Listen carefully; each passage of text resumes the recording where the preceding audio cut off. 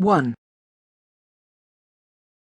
The face looked back up at her from beneath the ice. Dead eyes, unblinking, their focus diffused as if through bottled glass. Off to one side, a small covey of ducks, uncomprehending, shuffled this way and that. In places, Karen Shields thought, the skin would have stuck fast. The forehead, the bridge of the nose, the chin. Little doubt the substance that had pooled close alongside the head, then frozen, was blood. That wanker, she thought. The artist, what was his name? A small fortune for slicing animals in half and shoving them on display, pickled in formaldehyde. Officers in protective clothing were cordoning off the path that ran down between the ponds with tape. No urgency now. Time theirs to take. A brace of early runners stymied in their tracks, hats and gloves, jogged up and down looking on. Karen could see their breath bobbing in the air. When the call had come through, she'd fumbled uneasily awake, mobile falling between her fingers and down onto the bed. Hey! A shout as she leaned her elbow against something soft in the shape alongside. Hey! Go easy, yeah? Chill. She had almost forgotten he was there. She spoke briefly into the phone, then listened.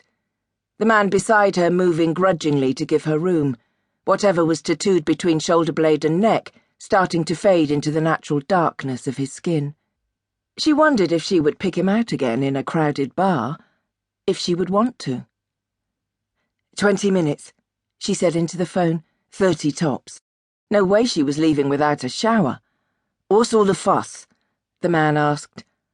Scooping up his shirt and trousers from near the end of the bed, she tossed them at his head. Dressed. Okay. She arrived as the crime scene manager and his team were assembling. No agreement as yet on the best way to free the body from the ice. Someone from the coroner's office would decide. Where the ground rose up beyond the pond's edge, threads of trees were laced against the sky. Christmas in 4 days. No, 3. Presents bought for her family in Jamaica, but still not sent. Come spend it with us, her sister had said. Lynette, the one in Southend with the twins. You don't want to spend Christmas on your own? Mum? Without his helmet, the young PC barely topped her shoulder. The chief super, he wants a word. Karen looked up. Bircher was standing on the broad slope of path that led onto the heath, beyond the point where the route for entry and exit to the scene was marked. Overcoat unbuttoned, green Wellingtons protecting the trousers of his suit, pale yellow gloves. Detective Chief Superintendent Anthony Bircher, previously with Covert Intelligence and now head of Homicide and Serious Crime Command. 24 homicide teams under his control, one of them hers. What the hell's he doing here? Karen asked. No reply. Bircher stood with one glove removed, as if he might want to shake her hand, waiting for her to come to him. All under control? Sir? No idea yet, of course, who... Karen shook her head.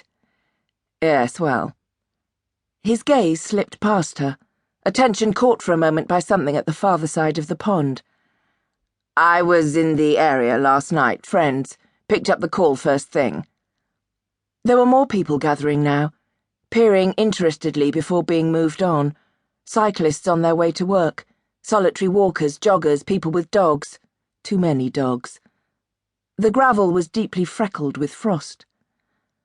Much on your plate right now, Chief Inspector? Her plate? Oh, yes. A double murder for starters. Holloway, mother and child. The mother only 17, little more than a child herself. Battered, then stabbed.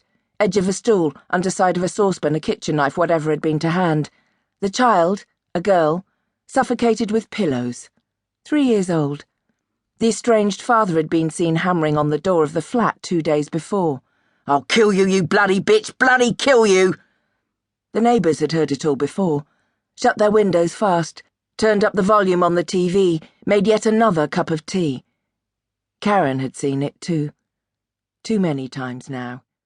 Inadequate men, unable to cope without anger, lashing out.